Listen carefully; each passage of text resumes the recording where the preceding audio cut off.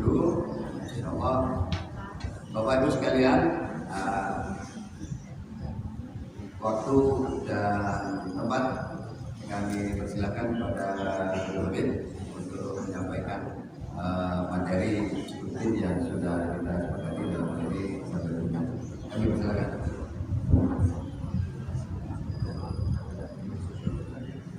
Mari kita berdiri, tolong al-badru satu-satu ini. Bapak maju ke depan, anak-anak. Tolong al-badru setelah ditutup.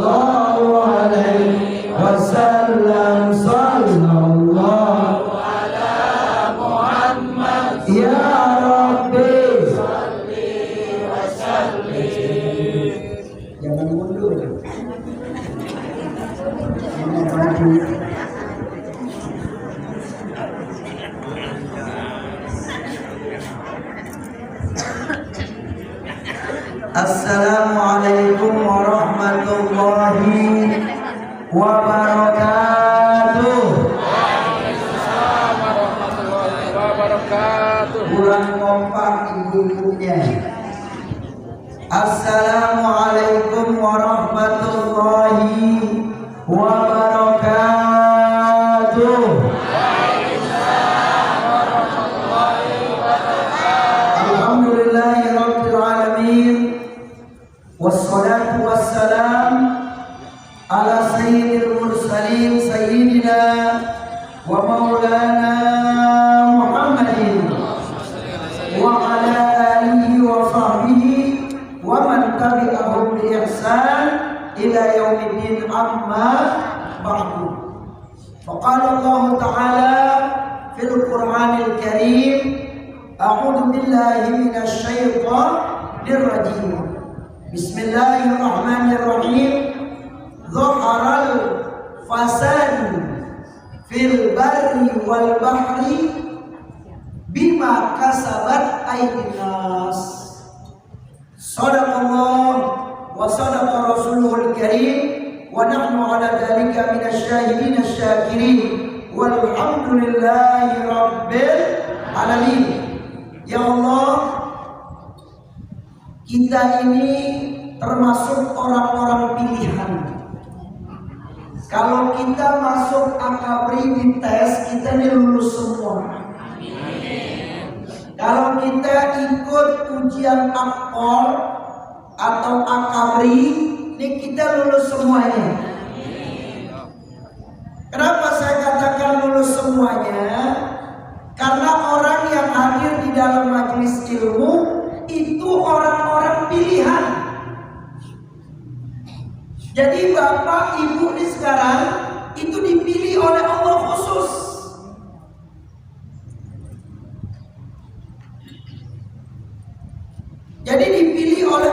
khusus didudukkan oleh Allah di dalam majelis ilmu, apalagi di dalam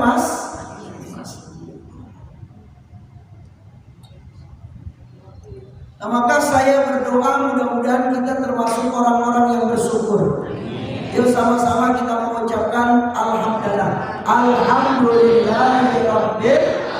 Siapa yang dalam satu hari dia mengatakan alhamdulillah sekali aja, maka hari itu Allah cukupkan semua kebutuhannya. Bapak, ibu, pemuda-pemudi, anak-anak cuma mengatakan alhamdulillah, itu Allah akan cukupkan semua kebutuhannya. Kira-kira nyebut alhamdulillah satu kali gampang apa kagak? Jangankan 1 bib, 100 saya mampu, 1000 saya mampu. Yang kedua, mari sama-sama kita berselawat kepada junjungan kita Nabi besar Muhammad sallallahu alaihi wasallam. Amalan akhir tahun, amalan akhir zaman yang paling sangat mujarab itu adalah sholat. Kullu amalin maqbulatun wa mardudatun. Semua amalan ada yang diterima, ada yang tidak. Sholat, kita yakin diterima oleh Allah. Tapi apakah Allah sudah menerimanya dengan 100%? Kita nggak tahu. Zakat yang kita keluarkan, kita yakin diterima oleh Allah. Apakah Allah benar-benar menerima? Kita belum tahu. Bapak, ibu, sekarang nih, bapak punya istri. Bapak sayang nggak sama istri bapak? Ini pada jomblo atau bukan kalian?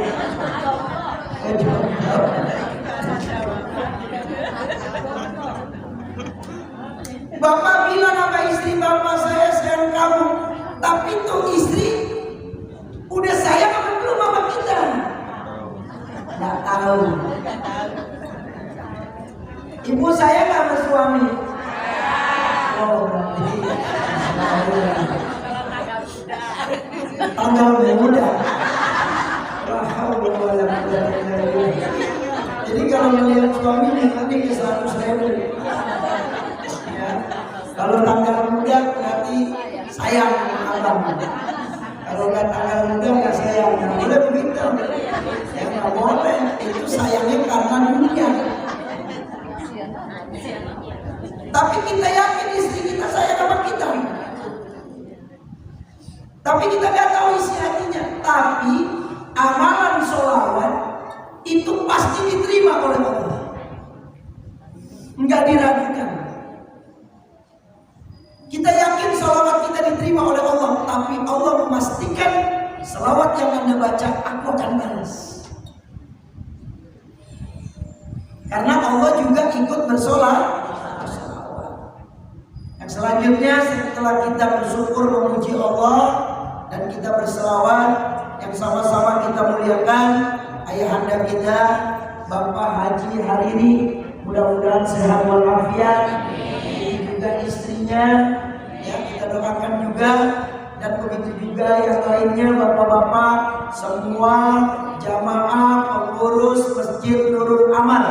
Saya berdoa diangkat tangannya, mudah-mudahan semuanya panjang umur, sehat walafiat, dalam keadaan bertakwa, dan mudah-mudahan husnul khotimah, dan mudah-mudahan istiqomah di dalam pengajian-pengajian yang kita ikuti dimanapun tempat berada. Amin ya rabbal alamin. Kita kemarin diguncang oleh Allah dengan gempa. Tadi malam saya dapat kabar jam 1 gempa lagi Pak di sana. Susulan tadi malam. Tadi malam itu saya dengar, saya dapat kabar tadi pagi itu gempa lagi di sana. Saya mau tanya, yang menggerakkan bumi ini menjadi gempa siapa?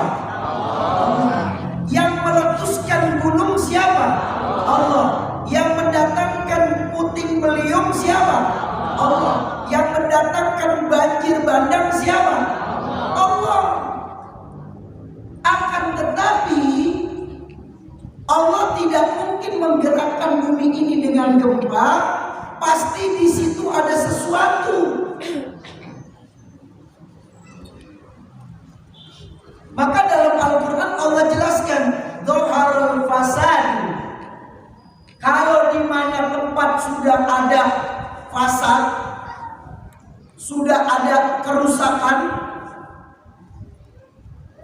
fil barri wal bahri, di daratan, bahri lautan, bima kasabat aidin nas, semuanya itu disebabkan ulah tangan manusia. Nggak mungkin Allah turunkan gempa di Cianjur kecuali pasti di situ ada apa-apanya. Wa ma asabakum min musibatin fabima kasabat aydihim. Apa yang terjadi musibah sama kamu semuanya disebabkan karena perbuatan dosamu. Terjadi kecelakaan mobil, introspeksi diri, apa nih dosa saya? Nah, maka ada dua sebab Allah menurunkan musibah, Allah menurunkan bala azab sama kita. Itu sebabnya dua. Yang pertama, mungkin di situ ada kemusyrikan. Hati-hati. Mereka punya sasaran Sukabumi, Ciamis, Cianjur. Ini 3 sasaran mereka. Semua umat Islam yang ada di sana harus keluar dari agama Islam. Dan di sana sudah ada terbesar se-Asia. Bahkan yang di depan Istiqlal, tempat ibadah mereka kalah besarnya sama yang ada daerah Cianjur. Terbesar se-Asia. Saya nggak menyalahkan mereka, karena negara kita itu menjaga hak kebebasan beragama. Yang Islam silakan dakwahkan Islamnya, yang Kristen silakan dakwahkan agama Kristennya, yang Hindu, yang Buddha silakan mendakwakan, ajak mereka ke dalam agama Anda, silakan, karena dijaga oleh undang-undang negara kita. Yang saya salahkan bukan mereka, yang salah adalah kita semuanya. Mereka yang di kampung, mereka itu ekonominya lemah.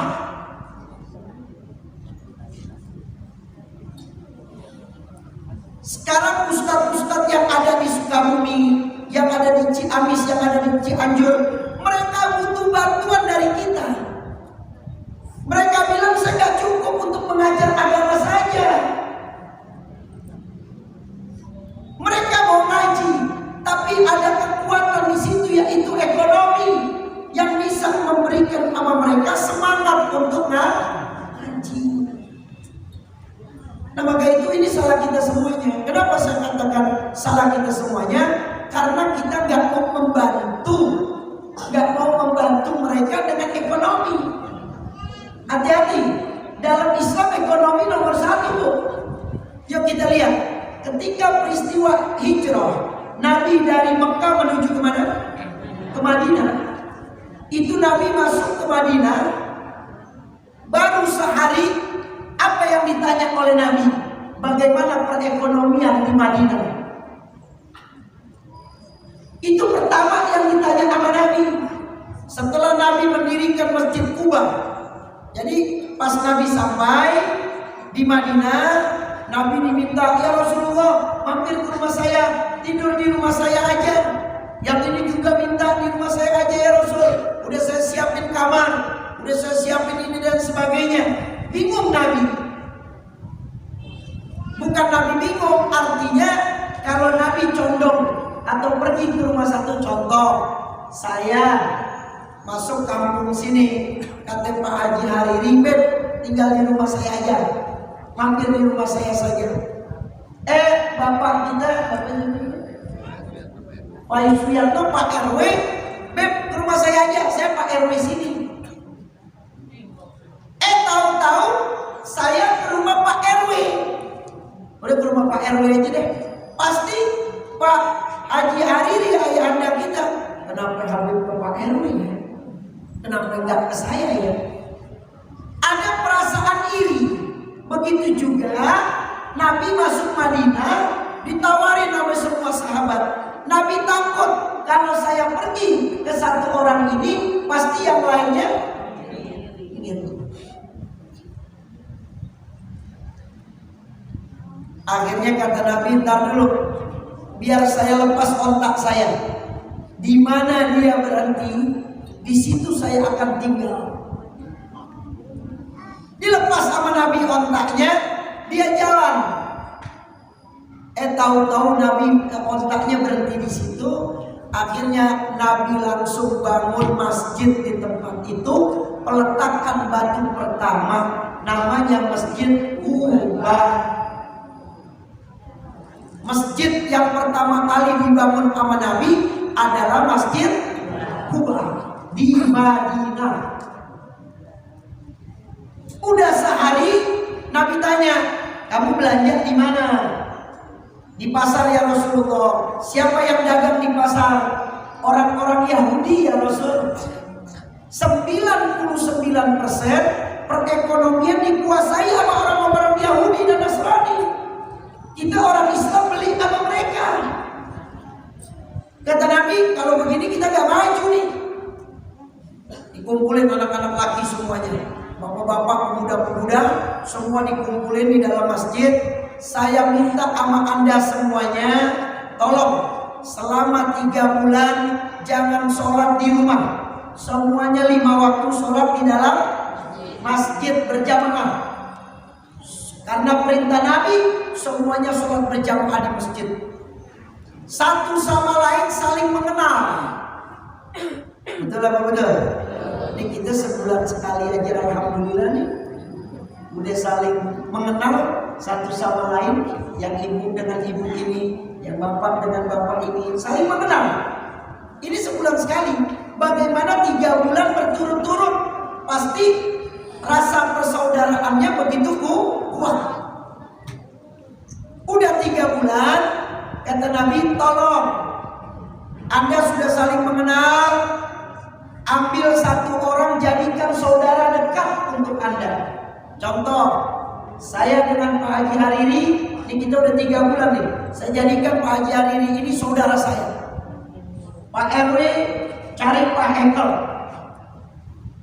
Pak RW berteman dengan Pak Hekel, ambil saudara satu sama lain. 3 bulan, begitu luar biasa persaudaraannya. 3 bulan lagi Nabi perintahkan, tolong yang punya rezeki bantu saudaranya yang tidak mampu untuk buka warung, untuk buka toko. Akhirnya Pak Haji Hariri kasih saya duit 50 juta buat buka toko. Alhamdulillah. Ini ibu ngantuk. Apa remaja ya?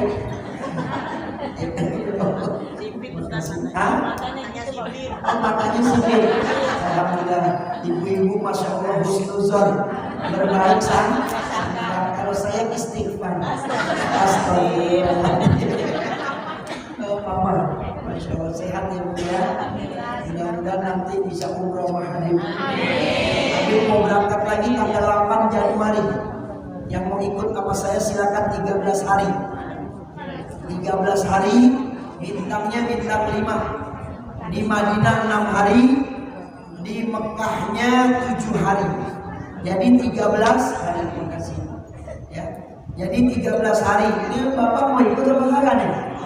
Duit jangan disimpan aja. Gratis. Nah, kalau mau gratis nih odong-odong. Ini saya siapkan di depan sini ada. Murid saya ada bandar odong-odong. Ya, dia punya odong-odong banyak. Nah, jadi 8 Januari saya berangkat, saya, abah saya, umi saya, bibi saya, terus keluarga saya semua anak-anak ikut. Ya.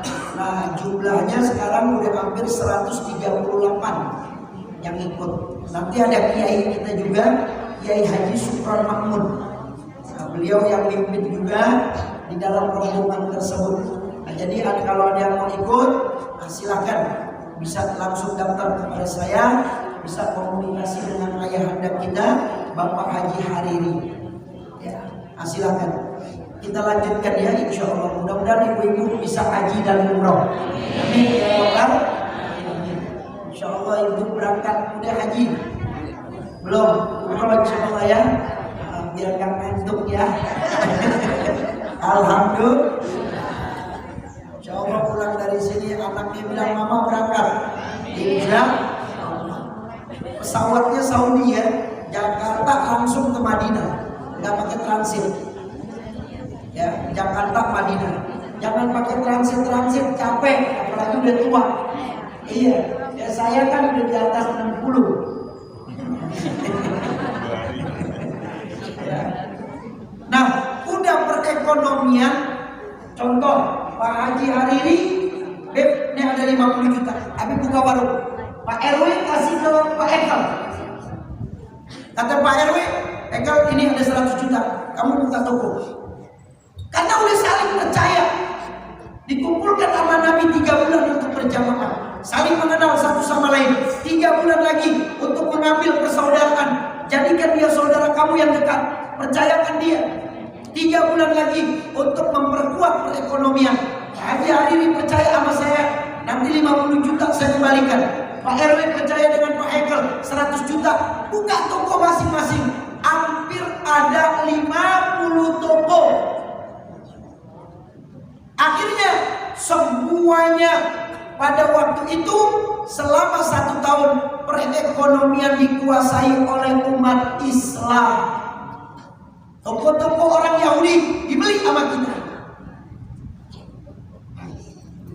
Jadi pertumbuhan di Madinah berbalik, yang tadinya 99% dikuasai oleh orang-orang Yahudi dan Nasrani, akhirnya sekarang dikuasai oleh orang ekonomi itu. Maka sekarang keluarga istri sama suami ribut, masalahnya apa?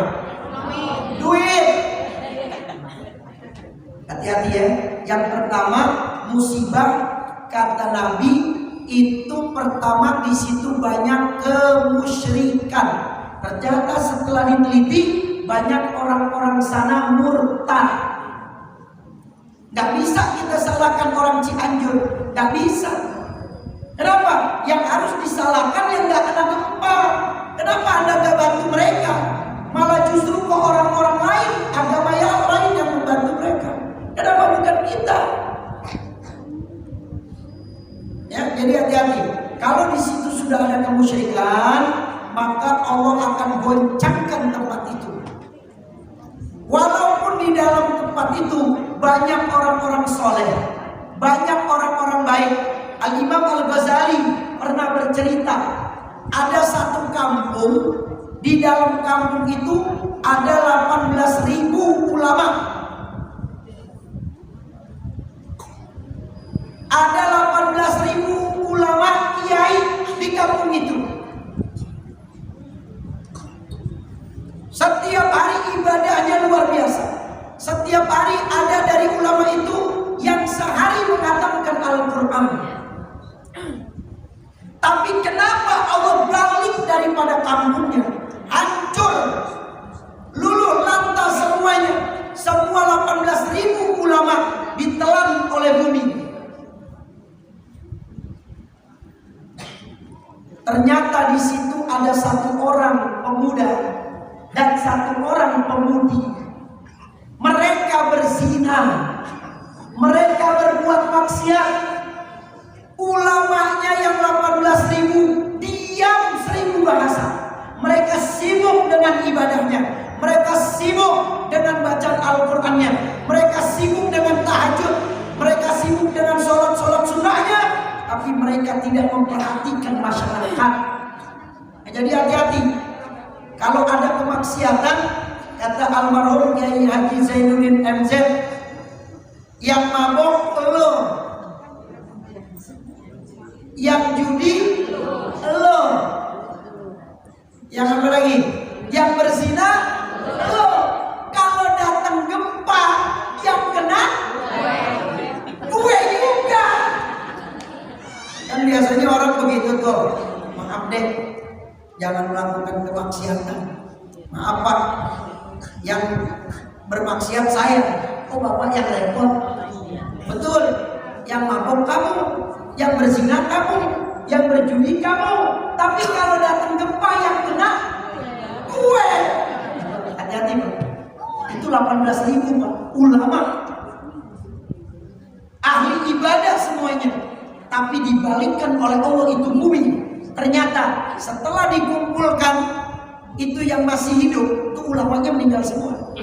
Sisanya orang-orang yang sering berbuat maksiat, yang diselamatkan sama Allah. Hati-hati. Dipanggil, ulamanya udah meninggal semua di telan nama bumi, tinggal yang tersisa orang-orang berbuat maksiat. Ditanya, kenapa? Apa yang Anda lakukan? Padahal ini terkenal kampung banyak ulama, kok dihancurkan oleh Allah? Anak muda tunjuk tangan. Mungkin ini sebab saya. Apa yang Anda lakukan? Saya deketin perempuan, saya deketin wanita, saya kenalan. Ketika saya kenalan, itu banyak ulama yang melihat saya deketin perempuan. Tapi itu ulama diem aja, nggak ada yang nasihatin saya, nggak ada yang bilangin saya. Sampai saya dekat sama perempuan itu, saya masuk ke dalam kamar, saya berzina. Ulama-ulama lihat saya masuk ke rumah tuh perempuan, tapi satu pun ulama yang 18.000 itu nggak ada yang nasihatin saya, nggak ada yang memberitahu saya jangan lakukan, itu berbahaya, itu perbuatan dosa. Sampai saya berzina sama perempuan itu, saya keluar dari rumah itu, ulama itu tahu saya habis berzina, tapi satu pun nggak ada yang nasihatin saya agar saya bertobat kepada. Oh seperti itu. Pantesan Allah hancurkan kampung ini walaupun banyak ulamanya. Nah pesan saya, kebetulan di sini ada ketua masjid, ada Bapak RW kita, ada Bapak RT. Tolong Bapak Ibu jangan segan-segan. Kalau di masyarakat kita ada kemaksiatan, cepat-cepat dimusyawarahkan. Cepat-cepat kita musyawarahkan, kita samperin mereka, kita tanya apa yang dilakukan. Ya, kok ini kos-kosan datangnya malam-malam nih perempuan. Jam 1, jam 2 baru pada datang tuh laki tuh perempuan. Ada apa? Apa yang Anda lakukan? Takutnya di situ ada narkoba. Hati-hati. Sekarang yang melakukan maksiat dari luar, nanti anak-anak kita bakal masuk ke dalam rumah itu hadirin. Nanti anak-anak kita bakal masuk ke dalam kos-kosan itu hadirin. Kalau kita diam, maka Allah akan hancurkan kampung kita. Lihat gempanya di mana? Pusatnya di Cianjur. Kita kenal nggak? Di Cianjur, mohon maaf. Di Cianjur. Ya itu saja. Yuk kita lihat buku kita. Jadi yang pertama adalah musyrik. Yang kedua, banyaknya maksiat di kampung itu. Orang-orang yang ahli dalam agama mereka diam, nggak mau nasihatin. Paling sedikit kalau ada maksiat di kampung kita, perjudian, perzinahan, mabok-mabokan. Ada Pak RW datangin, Pak RW, Assalamualaikum, Waalaikumsalam, Pak mau lapor. Ada apa? Maaf Pak, di ujung gang itu ada orang-orang Pak, saya takut kelihatannya si mabok, karena saya lewat situ baunya bau minuman. Oh baik, terima kasih atas laporan Anda. Selesai, Bapak Ibu nggak kena dosa. Tinggal dilanjutkan sama Pak RW. Misalnya RT berapa tuh di ujung jalan itu? Pak RW datangin Pak RT-nya. Pak RT sini, tadi ada laporan nih dari masyarakat. Katanya di ujung jalan itu ada yang mabok-mabokan. Ayo Pak kita ke sana kita lihat, kata Pak RW. Ajak Pak RT-nya. Jalan ke sana, ternyata betul ada yang mabok-mabokan. Dipanggil sama Pak RW, dari mana Anda? Tanya sama yang mabok, karena dia orang mabok kan nggak sadar. Ditunjuk-tunjuk, ente siapa? Ya, saya Pak RW, RW mana? Untuk Pak RW-nya sabar. Ya. Kalau kagak, waduh, ya udah ditonjok ya. Ayo kita buka halaman berapa lagi? Halaman 39. Silakan dibuka. Ini padahal udah dikasih ini ya. Udah dikasih apa? Buku masing-masing dari bawah ya. Ayo. Maaf hari ini saya agak terlambat, setengah 9 lebih saya masuk ke masjid ini. Semalam acara saya kurang lebih hampir jam 11, saya baru tidur jam 2. Karena saya harus melihat kru saya sudah selesai apa belum mengangkat barang-barang sound system dan sebagainya. 37 ya? 39. Baik, najis bersuci dari najis. Saya baca bahasa Arabnya, nanti saya minta ada minumnya lagi yang kecil. Ikuti Habib ya, biar berkah nih kita. Kita baca surat Al-Fatihah. Mudah-mudahan pengarang kitab Safinatun Najah, yaitu Syekh Salim bin Sumer Al-Hadrami. Al-Fatihah. A'udzu billahi minasyaitonir rajim. Bismillahirrahmanirrahim. Alhamdulillahirabbil Ar-Rahman Maliki yaumiddin. Iyyaka na'budu wa iyyaka nasta'in. Ihdinas siratal mustaqim. Siratal ladzina an'amta 'alaihim ghairil maghdubi 'alaihim waladdallin. Amin. Silakan ikuti Habib. Bismillahirrahmanirrahim. Yang bukunya, yang punya buku, yang tidak tolong diikuti. An-najasatu salasun mughalladatun wa mukhaffafatun wa mutawassitatun. Fal mughalladatu najasatul qalbi wal khinzir. Nah, tambahin titik. Khok. Iya. Tolong ditambahin titik. Haknya itu bukan hak, tapi khok. Khinzir. Ya. Iya, celeng. Ikuti saya. Wal khinzir wa far'i ahadihima wal mukhaffafatu baulus sabiyyi alladhi lam yat'am ghairal labani. Ikuti bapak-bapak. Walam yablughil haulain wal mutawassitatu sa'irun najasat. Wallahu a'lam bis-shawab. Silakan artinya. Najis itu ada 3 macam, Iya. yaitu yang pertama najis mughalladah, yang kedua najis mukhaffafah, yang ketiga najis mutawassithah. Najis mughalladah adalah najis anjing dan babi beserta anak keduanya. Najis mukhaffafah adalah kencingnya anak dalam arti bayi laki-laki yang belum berumur 2 tahun dan belum makan dengan makanan yang menguatkan kecuali air susu ibunya. Sedangkan najis mutawassithah adalah najis lain. Penjelasan. Ya, silakan. Penjelasan yang dimaksud najis mughalladah adalah najis yang diberatkan hukumnya, seperti najis anjing dan babi beserta anak-anaknya, atau salah satunya darinya, walaupun hewan tersebut kawin dengan hewan yang suci. Begitu pula benda atau barang yang keluar dari anjing atau babi, seperti kotorannya atau ingusnya.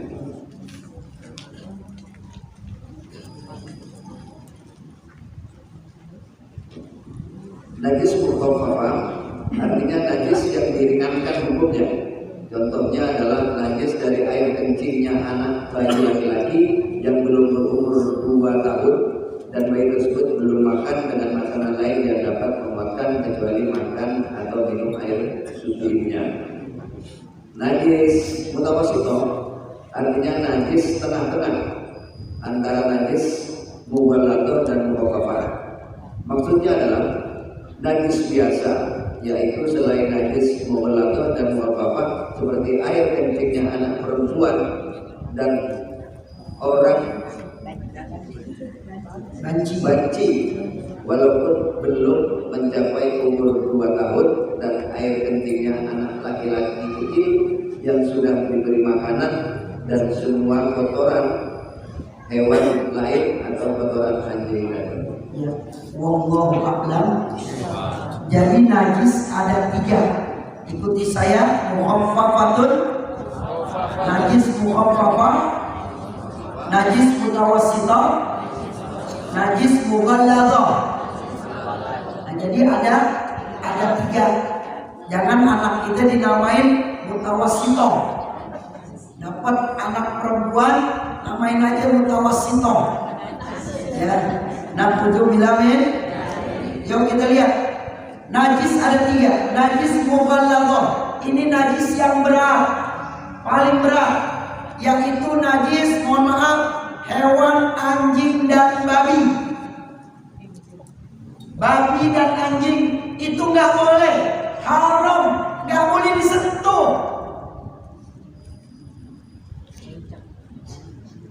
Nggak boleh disentuh. Makanya ada pertanyaan, Beb, gimana Beb kalau yang TNI ABRI yang memelihara anjing, pelatih anjing pelacak? Nah, maka para ulama solusinya, setiap dia habis menyentuh daripada anjing tersebut, dia harus bersuci, mencucinya 7 kali dengan debu. Berarti mau nggak mau dia mandi debu, itu harus dicuci. Tapi kalau memang zaman ini canggih, dia pakai apa? Sarung tangan atau pelapis yang sudah dibuat oleh tim. Jadi mereka nggak menyentuh langsung, bisa, pokoknya bisa. Sekarang aja berenang udah ada pakaian renang untuk muslimah, jadi nggak terbuka. Yang saya luar biasa nih, Piala Dunia Pak, hampir kurang lebih berapa ribu tuh yang masuk Islam? Ada yang dengar nggak berapa jumlahnya? Lebih 50.000 saya dengar. Yang masuk Islam 50.000. Pembukaan pakai ayat suci Al-Quran. Saya teliti tuh Pak, kenapa Qatar kok bisa kuat seperti ini? Ternyata dia main duitnya kuat mereka, ekonominya kuat. Jadi orang luar gak bisa macam-macam. Anda masuk ke lingkungan saya, ikutin adat saya dong, ikuti tradisi kami dong. Bahkan di sana itu gak boleh ada minum-minuman keras. 0%. Kenapa Qatar bisa kuat? Karena ekonominya kuat. Kalau ekonomi kuat, orang dari luar gak bisa macam-macam. Karena Anda ke negara kami juga Anda nyari duit. Tuh, jadi gak bisa digoncang.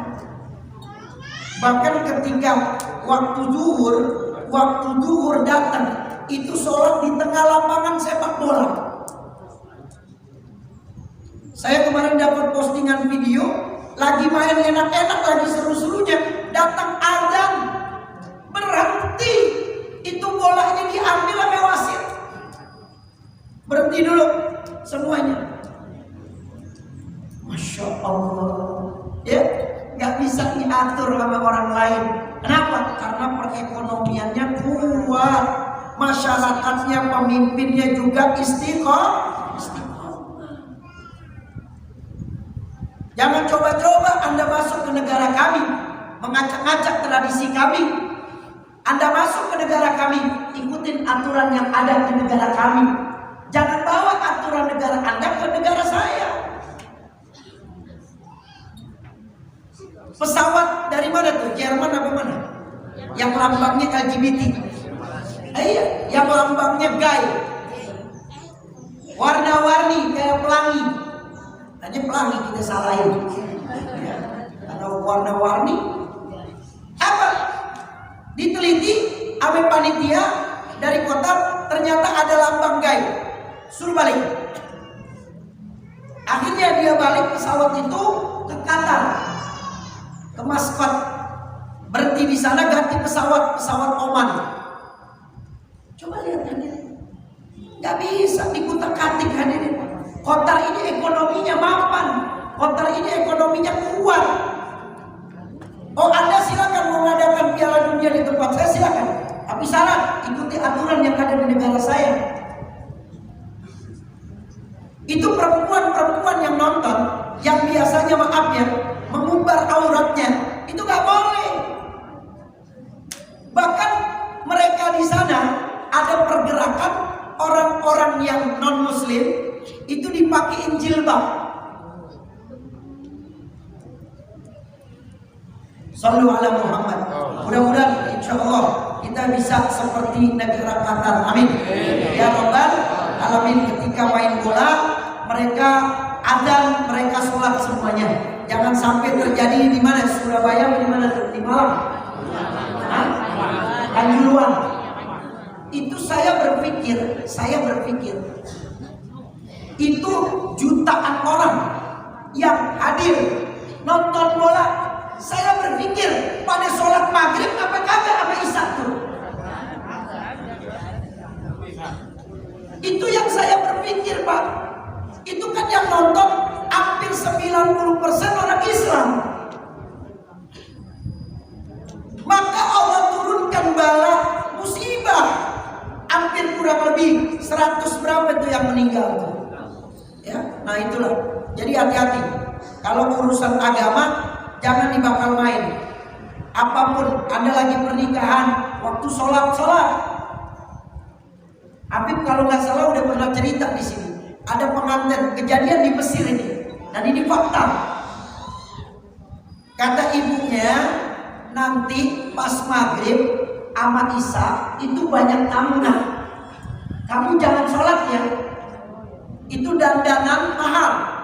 Kamu sekali didandan satu hari itu 10 juta. Jadi jangan kamu sholat dan berwudu. Sebelum didandanin ini, ya, di make up, ini perempuan, dia wudu dulu. Habis wudu, tahu-tahu di pertengahan itu dia buang angin.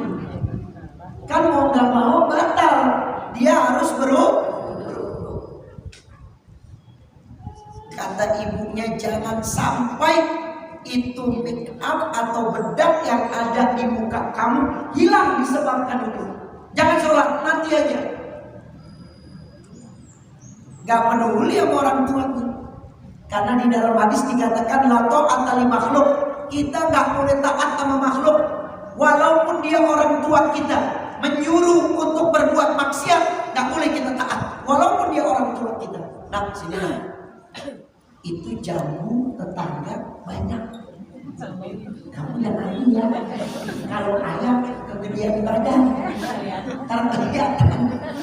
Kalau kamu kagak, gak boleh kita taat. Walaupun dia orang tua kita. Sini, kamu kan cantik. Kamu jalan aja lewat Cijantung situ.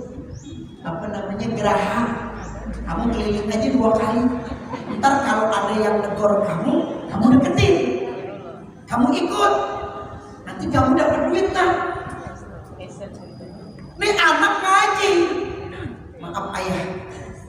Kalau ayah menyuruh seperti itu, kali ini saya nggak bisa ikutin perintah ayah. Ayah bisa perintah yang lain. Tapi kalau urusan berbuat maksiat, maaf ayah. Bukan saya sebagai anak nggak taat sama ayah, tapi ini perintah Allah. saya nggak boleh melakukan itu. Akhirnya anak ini dia duduk lagi, dia buka semuanya, dandanannya itu, pick upnya itu dia buka semuanya, dia berwudu, hilang bedaknya, dia berwudu, dia sholat. Ibunya masuk pas rakaat yang terakhir. Itu anak yang perempuan sujud nggak bangun-bangun. Marah ibunya, didorong itu anaknya yang lagi sujud. Tahu-tahu meninggal. Innalillahi. Ya. Jadi gak boleh kita tahan sama siapapun. Guru kita ngajak kejelekan gak boleh. Dia nyuruh kita untuk berbuat jahat, tidak boleh. Ya, tolong ya. Jangan ikutin siapapun dia. Mau di kantor, ya, bos kita. Ayo, kamu lakukan itu, nanti saya angkat kamu sebagai manajer. Kita disuruh melakukan maksiat, enggak. Biarkan saya keluar dari kantor ini daripada saya harus berbuat maksiat. Hanya pulang ke rumah, Pak. Saya dikeluarkan dari kantor. Kebetulan istrinya istri soleha. Kenapa ayah? Saya tadi diperintahkan oleh bos untuk melakukan hal yang tidak baik. Saya tidak mau. Akhirnya saya dipecat. Kata istrinya, tidak apa-apa ayah. Ayah cari pekerjaan yang lain. Insya Allah, Allah akan berikan rezeki yang halal yang baik untuk ayah. Tuh istri yang baik, istri yang bagus, istri yang soleha. Tapi kalau istrinya, kenapa ayah dipecat? Saya tadi diperintahkan ini, ayah nggak mau. Udah ikutin aja. Ya Allah. Ini istri kalau begini, kalau meninggal cepet-cepet masukin ke kuburan. Jangan dimandiin. Masukin ke kuburan. Sama baju-bajunya biarin. Najis yang berat itu najis mughalladzah. Maaf, anjing dan babi. Bapak menyentuh itu najis mughalladzah. Menyentuhnya saja sudah najis, apalagi makan dagingnya.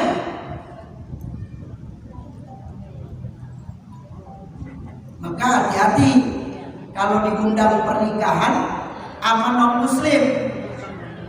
Hati-hati, ditakutkan dia menyediakan daging yang tidak halal atau maaf daging anjing dan babi.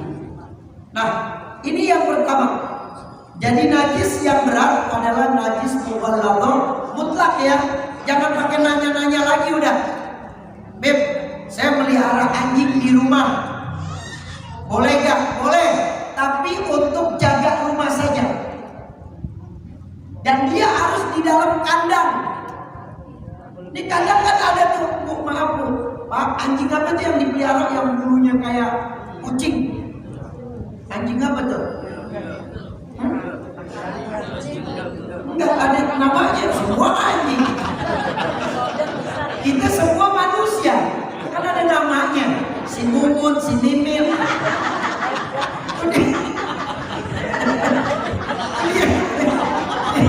Dia siapa tuh? Manusia. Buat kamu manusia. Tapi namanya siapa? Mumun apa si Mimin? Golden. Ya, yang besar golden ya. Yang kecil tuh Dogi. Bukan Dungu. Nggak boleh tetap. Bib, karena dia ini bagus, bulunya ini. Saya cuma pelihara aja di rumah, saya senang. Nggak boleh. Tetap apapun bentuknya, kalau dia namanya anjing, nggak boleh dipelihara. Enak aja. Ya. Orang Islam melihara anjing najis, dia masuk ke rumah kita, maaf, dia jilat tembok, dia jilat pajangan-pajangan kita atau piring-piring kita, itu piring najis. Paham apa nih? Hati-hati. Kata Nabi, siapa yang rumahnya ada anjing dan patung. Kenapa Bu ketawa ini? Itu namanya Mimin. Oh, ibu namanya Mimin.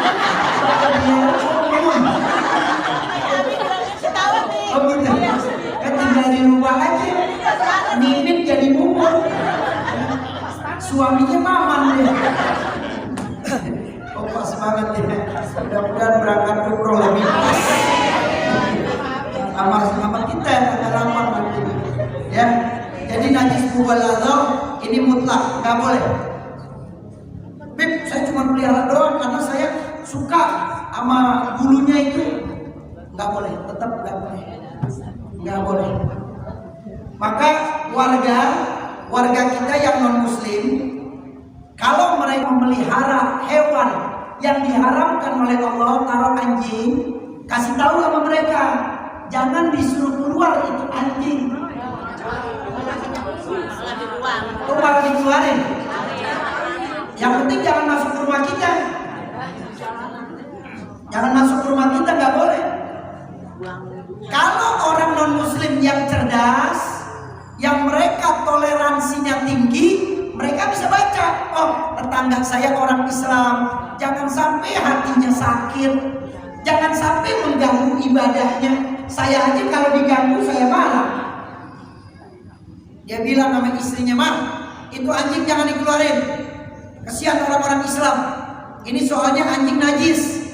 Kalau dia kena najis, nanti kita yang dosa.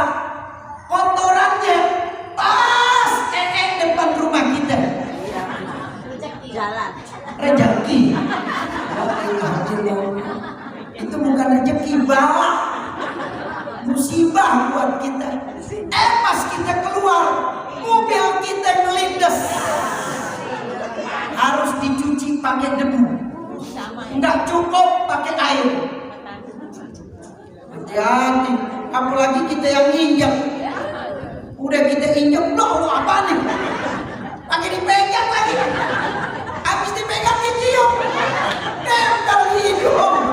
Nah, aku bilangin, hebat orang Indonesia. Subhanallah.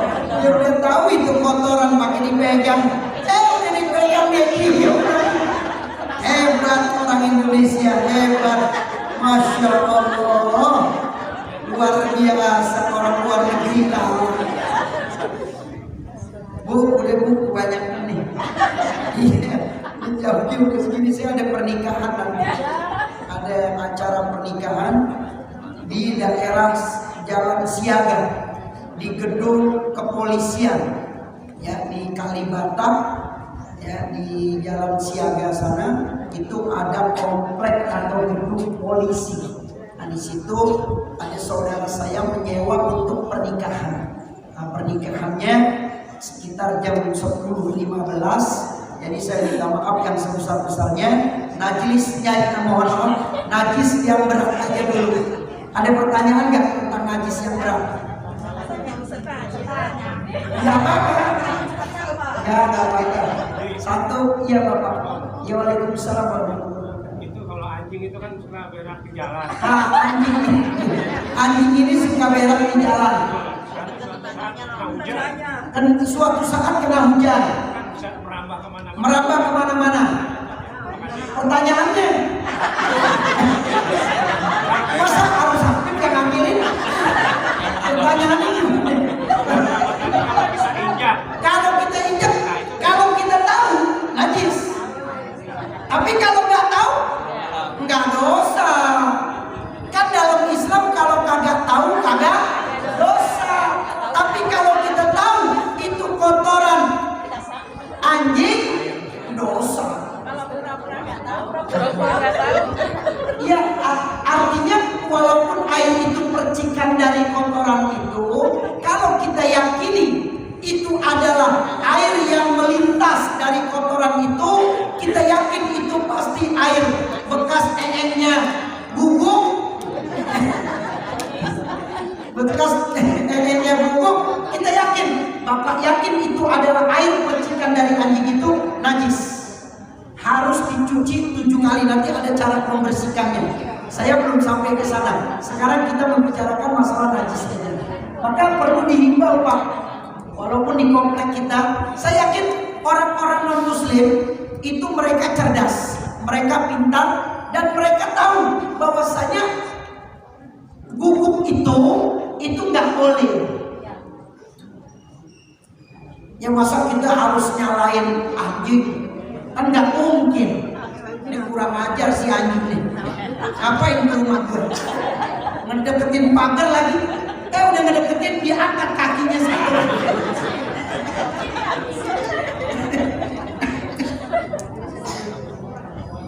Tahu gak ngangkat kakinya satu?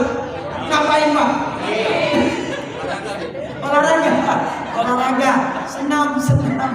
Kalau anjing pagi-pagi udah senam, boleh dihimbau bapaknya. Saya yakin kalau kita nggak kasih tahu, takutnya non muslim nggak tahu. Kecuali mereka hidup di lingkungan yang mayoritasnya non muslim, nggak apa-apa. Kita misalnya di situ cuma 1 orang Islam atau 2 rumah, nggak jadi masalah. Tapi kalau kita ambil 80%, boleh kita himbau. Tapi kalau mereka kita himbau tidak mau, kita nggak boleh marah. Kita doain aja.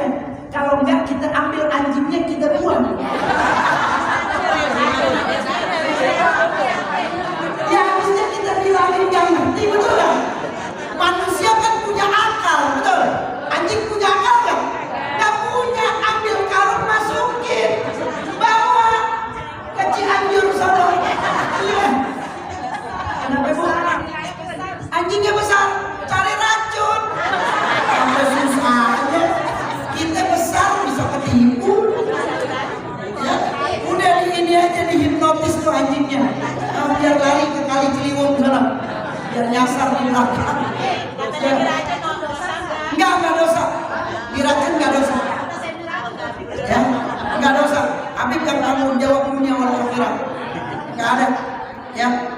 Bukan artinya saya tanggung jawab dunia akhirat, maksudnya saya siap bertanggung jawab dunia wal akhirat. Anda racunin itu anjing, ya, dan dalam fikih juga begitu. Iya, nggak apa-apa.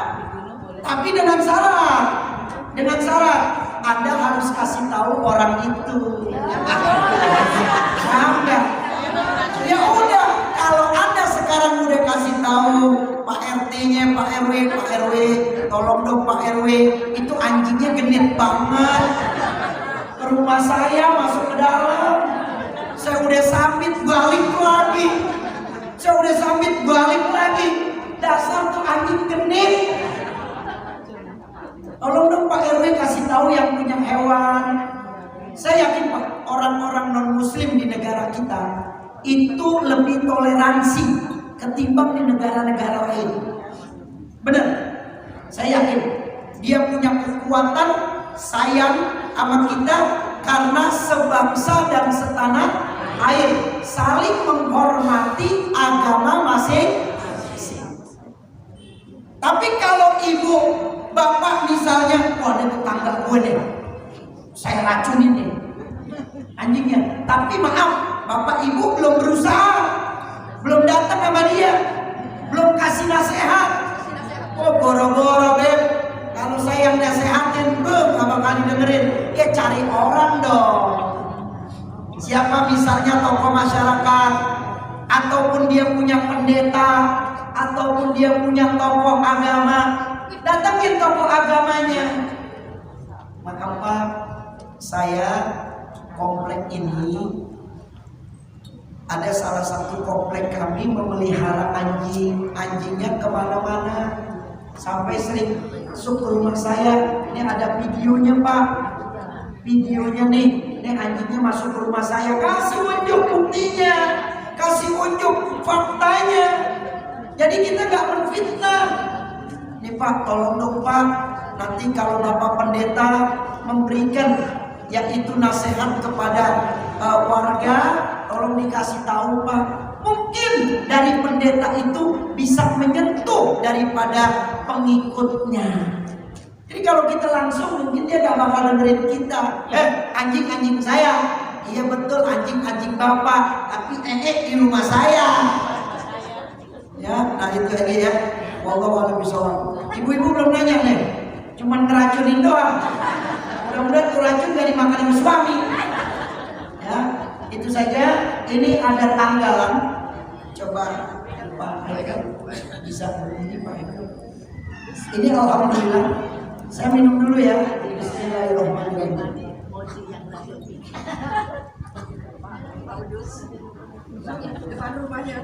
Iya.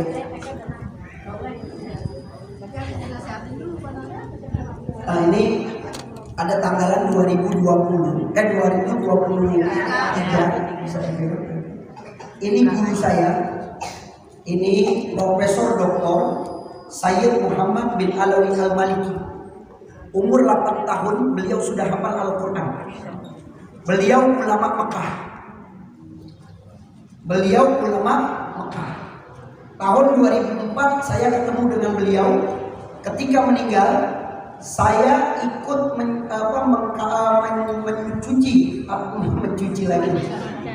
memandikannya, mengkafaninya, dan disolatin di depan pintu Ka'bah, persis di depan pintu Ka'bah. Saya ikut sholatin. Saya di depan jenazahnya waktu itu. Saya mengikuti karena jutaan orang. Meninggalnya tanggal 15 Ramadan, pas hari Jumat. Anda bisa lihat Google 2004 bulan Ramadan, tanggal 15 Ramadan, pertengahan bulan suci Ramadan, jatuhnya hari Jumat.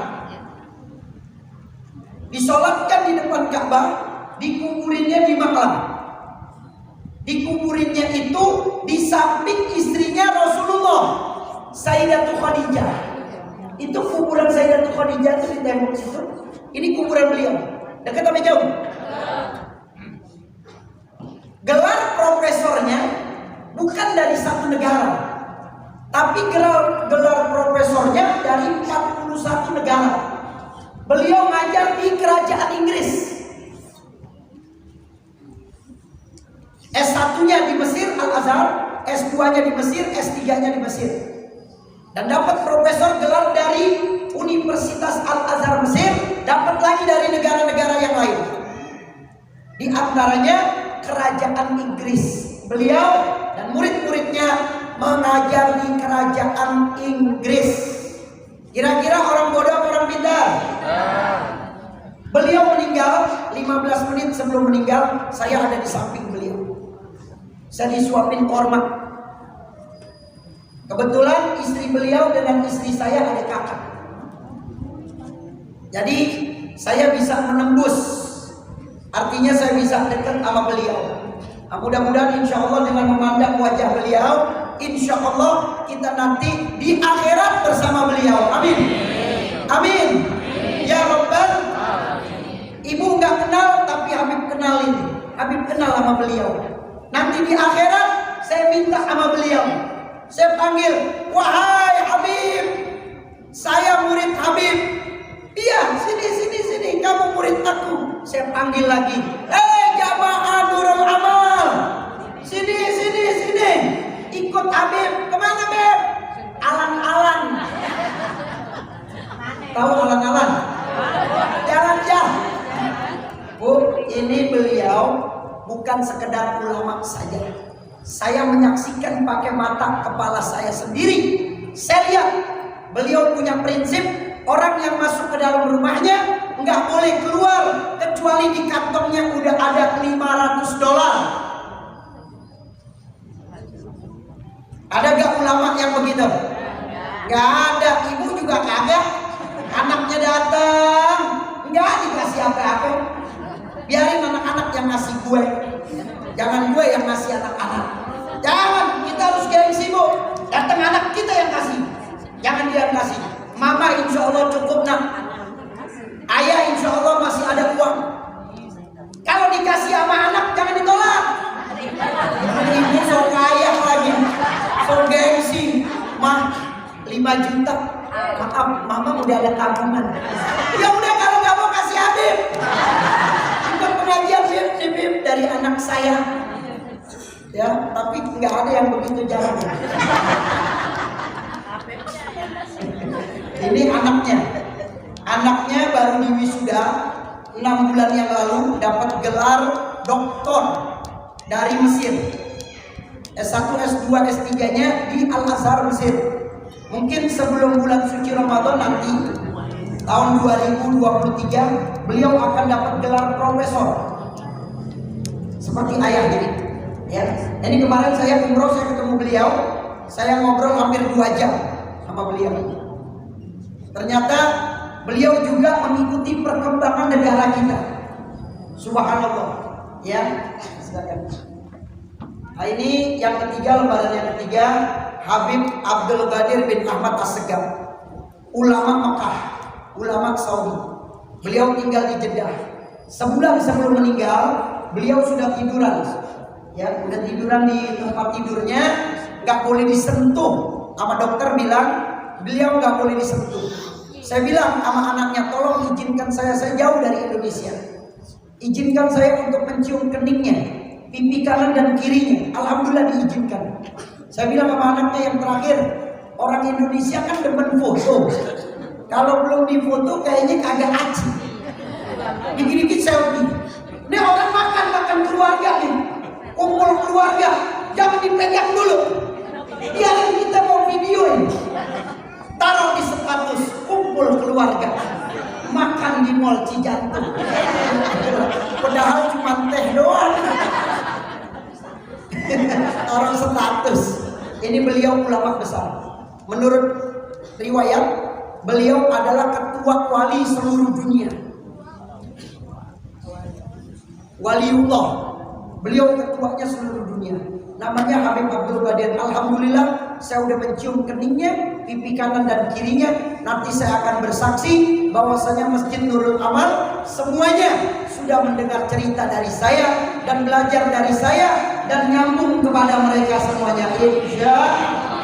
Yang keempat, ini Habib Hasan bin Ahmad Baharun, pimpinan Pondok Pesantren Darul Lugha wa Dakwah Pasuruan, Bangil, Jawa Timur. Ini sampai hari ini kurang lebih hampir santrinya 16.000. Padahal baru berdiri, Pak. Anak saya baru 3 di sana, Muhammad, Hasan, Hussein, semuanya sudah di sana. Tinggal Fatimah sama Abu Bakar.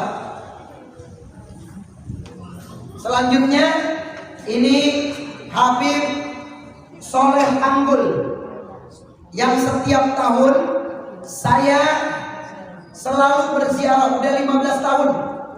Tahun depan kita targetnya 4 bis. Tahun kemarin 2 bis. Tahun depan insya Allah tanggal 4 Mei,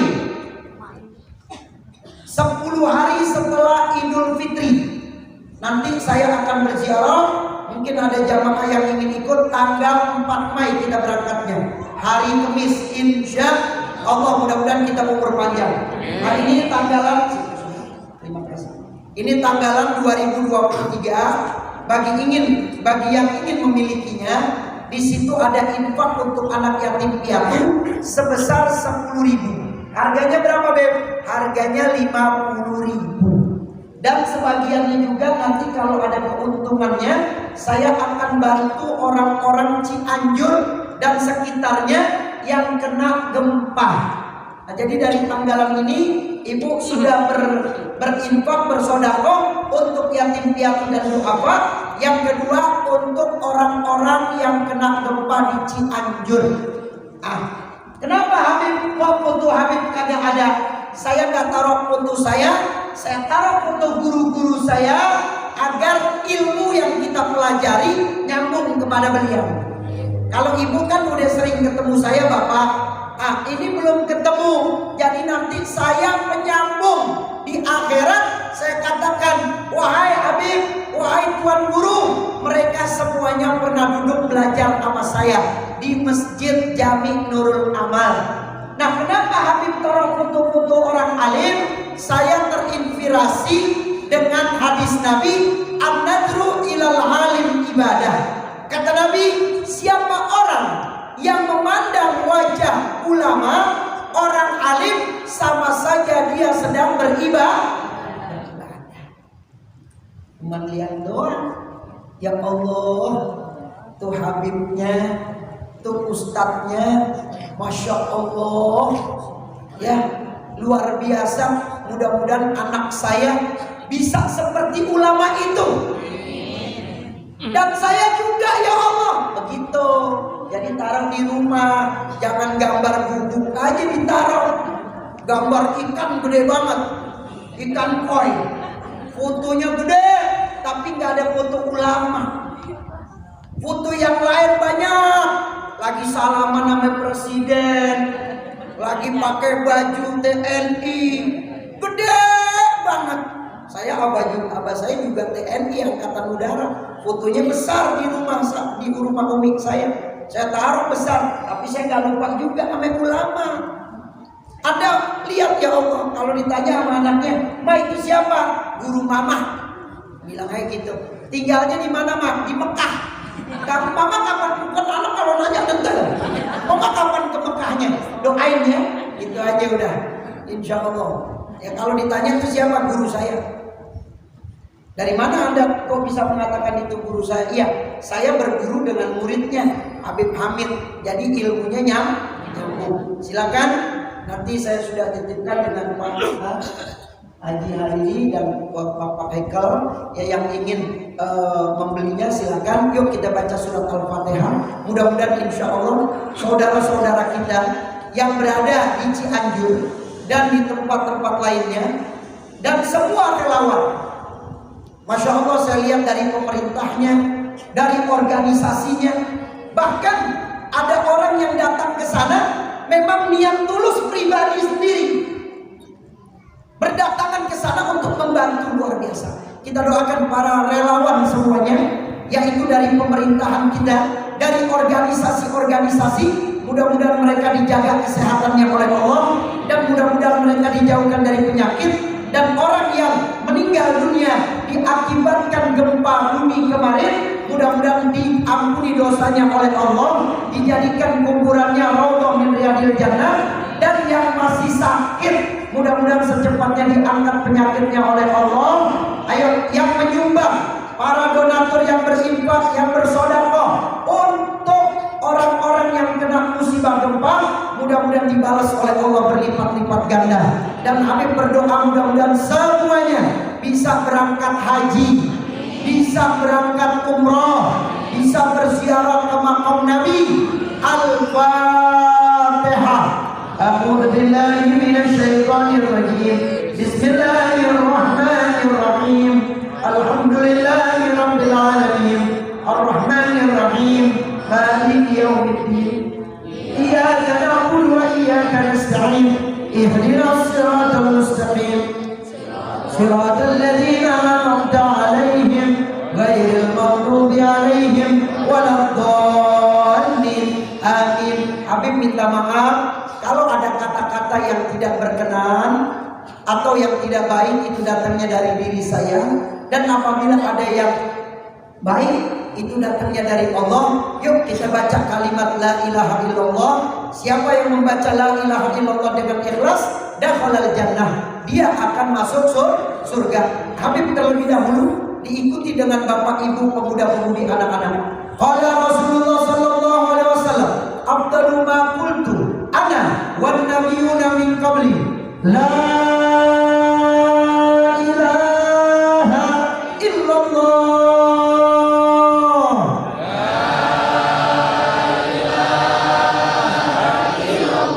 Yang kencang ya. La ilaha illallah. Semua. La ilaha illallah. La ilaha illallah. Muhammadur Rasulullah. Angkat tangan kita sallallahu alaihi wasallam. Kalimatul haq 'alaiha nahya wa 'alaiha namut wa 'alaiha nub'atsu insyaallah taala minal aminin. Ya Allah, saya baru pulang umrah. Saya minta kepada Engkau ya Allah, agar bapak, ibu, pemuda-pemudi, anak-anak, keluarga besar kita, ayah dan ibu kita, mudah-mudahan bisa berangkat haji, bisa berangkat umrah, bisa berziarah ke makam Nabi bersama-sama. Rabbana atina wa fil akhirati hasanah wa sallallahu ala sayyidina Muhammadin